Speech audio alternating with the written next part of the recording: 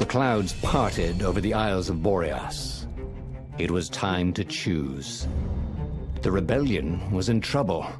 Ravens were scouting for the secret rebel base. They needed a game-changer. Pieces of the Sky Ripper had surfaced.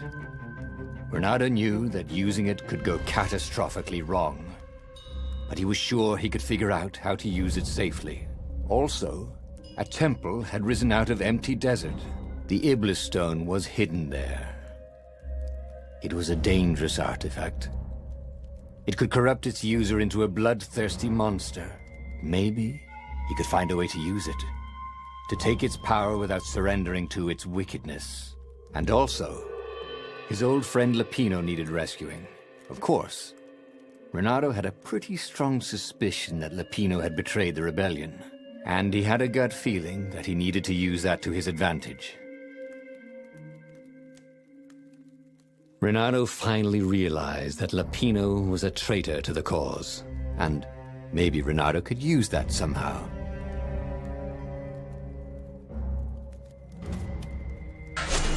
Ah, Lapino. Apparently, the Mad Rabbit had sold a Pegasus that he did not exactly own. Lapino always wiggled out of trouble, given time. But he was out of time. Lapino's frantic message said that the Ravens were going to kill him for being a rebel spy. And that he had a clever plan. If the fleet reached him first, they'd string him up for that. Never mind the winged horse.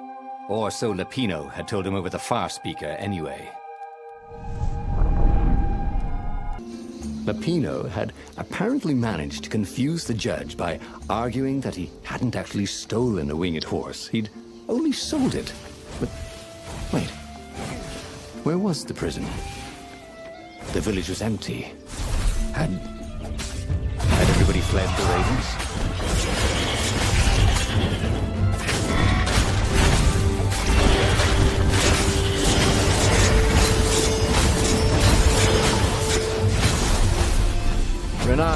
People were frightened these days.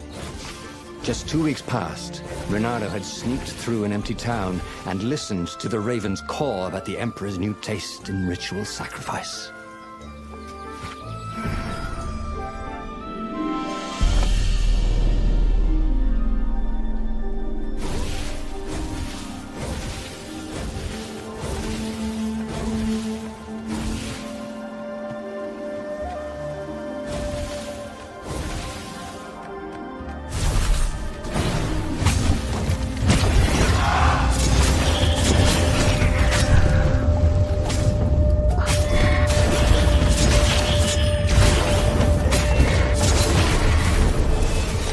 Ravens were landing everywhere. The advance guard. He'd better get moving. If they got to Lapino first, they'd eat him for breakfast. Or a snack. Ravens weren't picky. If they got hungry, they sometimes forgot to interrogate their prisoners. Even top spies like Lapino. Well, unless he really was a traitor, obviously. Then they'd probably pin a medal on his chest. Dirty and bloody, Renado finally reached Lapino. The rabbit was practicing his shuffle. Renado recognized the cards. It was Lapino's favorite deck. Oh, I thought you were in danger. I am. The Ravens are coming. Oh, the prison thing. Right, yeah, we see this guard owed me 53 ducats, so we made a deal. They're very reasonable people, actually, for weasels. Now, I got a brilliant plan to kidnap Zenobia. We capture Zenobia, we find out what she knows, and that's the whole war right there. Easy peasy, lemon squeezy. Capture the Emperor's greatest general, who happened to also be a deadly sorcerer, and, oh, his only daughter? That would be worth it. And it would be nice to see her. He'd always had a soft spot for her. And he felt sure she had one for him. On the other hand, he could still get to the core of the Sky Ripper, even if he couldn't get the whole thing. It must have great power. To make the Sky Ripper, the Transcendent Emperor had wrapped an armature around the eye of a god. Renado had already let that armature slip away to save Lapino's life. But even its core, the eye torn from a god, Surely they could fashion a great weapon from that. The core of the Sky Ripper? Lapino's excited. That's an actual thing that we could just go and get. You've been busy. He sure had. Renato told him all the things he'd been up to. Soon they got to talking about old times, about wages they'd won and lost, and scrapes they'd barely got out of. It was good to be back with his friend. True, the core was capable of terrible, uncontrollable destruction. But this time, he was sure it would work great. It's beautiful here, thought Renato. It was nice to be back with his old war buddy. All right. Lapino was a traitor. But still, it was good company.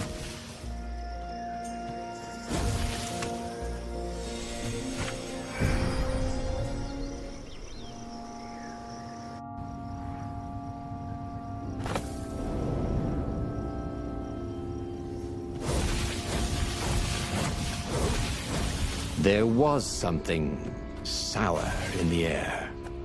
Like the earth had ruptured over something that had been fermenting for a very long time. Hey, is it a word for a lot of ravens? Like a doofus of ravens?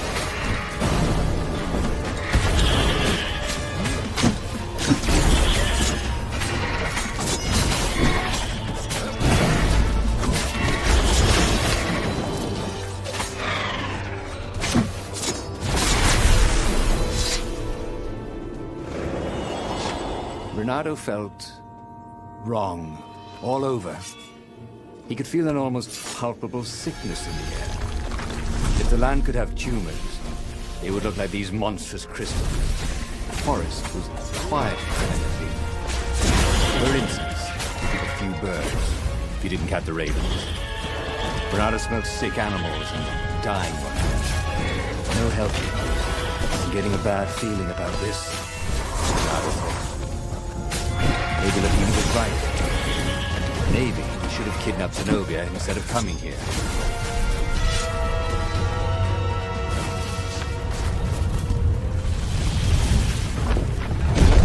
As he held the radiant icosahedron, Renato felt queasy, like dozens of tiny worms were nibbling his insides. It wasn't healthy to be so close to the eye of a god. How could he use it? He could take it to the observatory. The scientists there could tell him how to harness its ancient power. But honestly, Renato ached to get away from it. He brought the core back with him to the Farfarer. But honestly, Renato ached to be rid of it. Tell you what, said Lapino. I'll take it to the observatory. You attack the Imperial outpost. The Imperial outpost was a vital communications node. Taking it could shatter the Empire's ability to coordinate. And it would be full of secret plans and maps and maybe even rebel prisoners. It was a good target for a hero like Renato. But what if Lapino lost the core to the Empire? That could be a good thing, couldn't it? Was Renato ready to take that risk? Maybe it was better if he brought the core to the scientists himself. Lapino was a touchy rabbit. Renato knew that. You're brave, I know, Renato said. But this is what I was hired to do. Oh, well, at least let me run ahead and warn them you're coming. Renato wondered if Lapino was up to no good. Or if the rabbit warned the Empire instead. Oh, but Lapino wouldn't betray him like that. Not again. Before it'd been a fluke, right? They finished the trip to the Nexus in silence. He would offer Lapino a chance to betray him, or not to. His old friend deserved another chance to prove true. All right, Renato said. Go.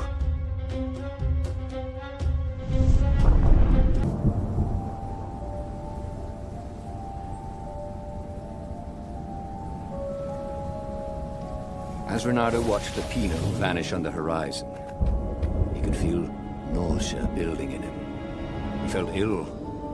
Could his knees really be aching this much? But how could he have handed the core off to Lapino? That was a recipe for disaster.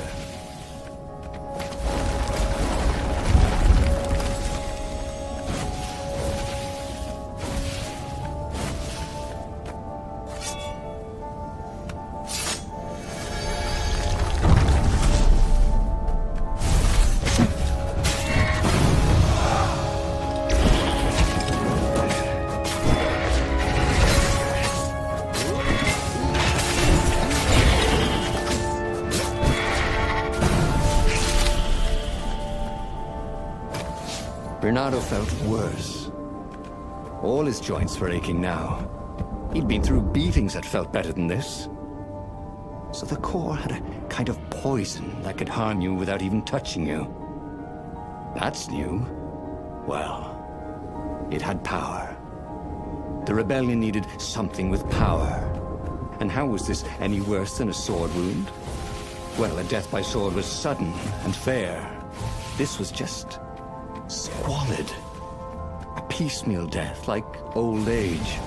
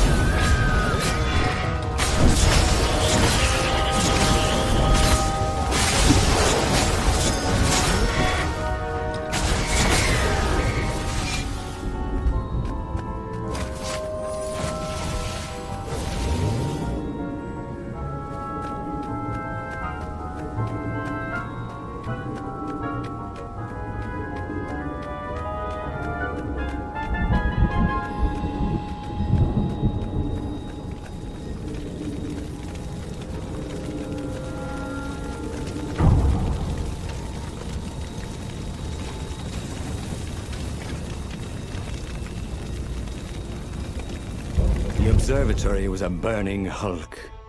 Dead scientists everywhere. Bernardo found the mad rabbit cowering under a desk. The ravens, they must have known we were coming, said Lupino. How did you... Well, see, I was doing a card trick with my lucky deck, and I kind of bobbled the cards, so I went under the desk to gather them up, and boom! I guess we'll have to take the car straight to the secret base. Bernardo wasn't sure he believed that, but Lupino was talking so fast. It always seemed to make sense. The secret rebel base. Yes. They had engineers there. But wait. Calaveras, the sage in the mountains. Maybe he would know what to do with the naked core. Ah, yes. The secret base. Not even Lupino knew where it was. They had engineers there. Those toads would surely know what to do with the core's power. And then he'd be free of it. But he couldn't take Lupino. The core would work its evil on him too. You stay here. Give me the coordinates. I'll meet you there. Lupino seemed awfully anxious to have the coordinates of the secret rebel base. Someone needs to bury these scientists. Why do I get all the fun jobs? And with that, Bernardo returned to the Farfarer and took off. The ruins were quiet, but Bernardo could hear a buzzing in his ears. Was it bugs? Or was it the core slowly feeding him poison? The council would know what to do. If the core had this much power, it could surely change the terms of the great battle that was coming. And maybe they would take this burden from him.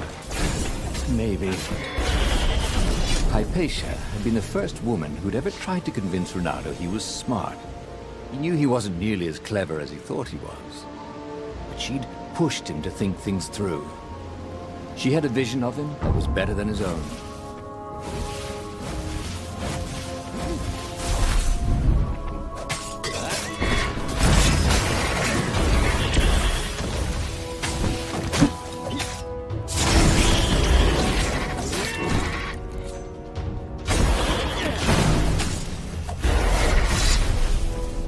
Bernardo had left Lupino behind because the core was poisoned. The core was poisoned because he didn't have the armature. He didn't have the armature because he'd rescued Lupino. Bernardo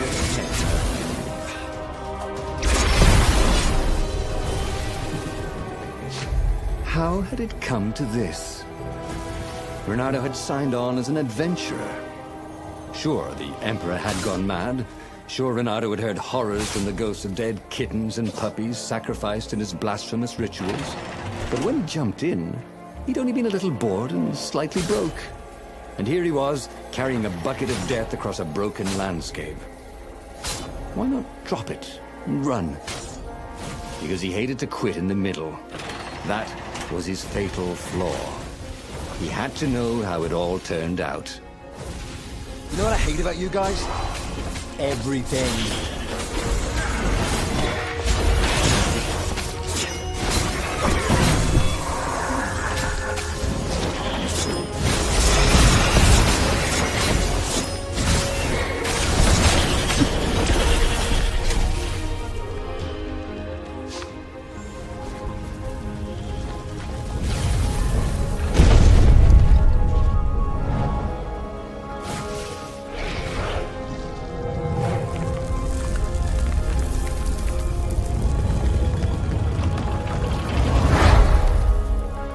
He dropped the core at the entrance to the council chambers.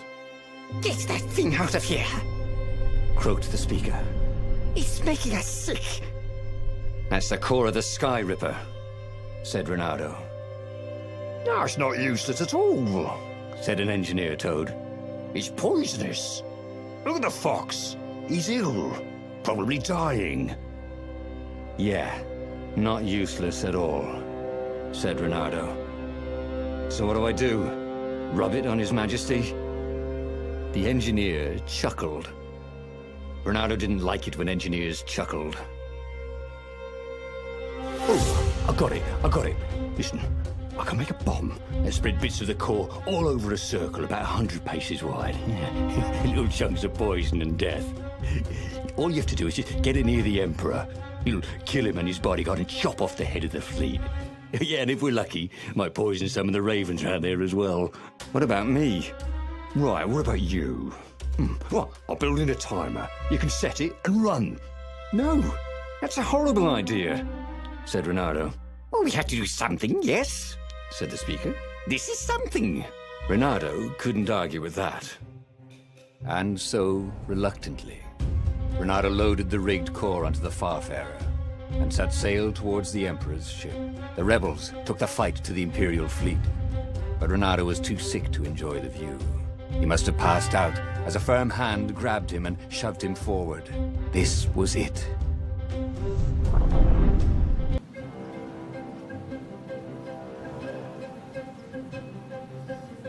The fleet seemed very big, and its ravens very tough. Or maybe he was just slower and weaker than before. He hated the idea of poisoning the enemy. It wasn't fair. Face to face with a raven, let the best swordsman survive. But they wouldn't even know what was killing them. Feather by feather, scale by scale. He didn't mind dying a hero. That sometimes went with being a hero. But he didn't feel at all like a hero. Not today.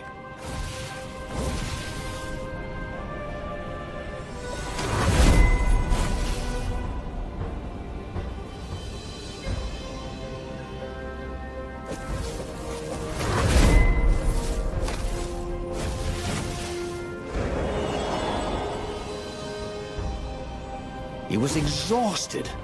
He was making stupid mistakes. His fur was coming off in bunches. Up ahead, he could see the Emperor's ship, long and sleek, a floating palace. The bomb would only poison a circle 100 paces wide. He would get as close as he could, set it, and run. Oh, this was a lousy way to win a rebellion, he thought. He didn't want a medal for this. He just wanted to be forgotten. Here, Fishy!